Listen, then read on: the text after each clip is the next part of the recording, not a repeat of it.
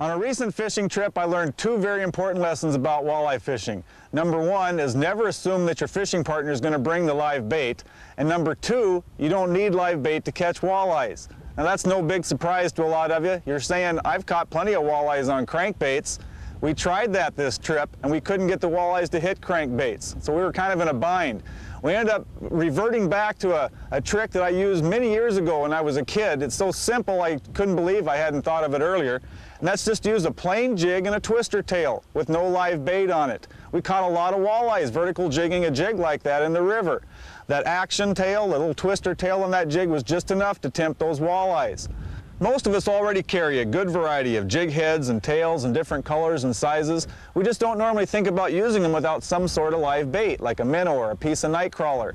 When rigging a twister tail, make sure that the tail hangs below the jig. You get the best action out of it that way. That's this week's Tips and Tricks. I'm Mark Boyd. And by the way, Rich, next time we're fishing in your boat, you bring the live bait.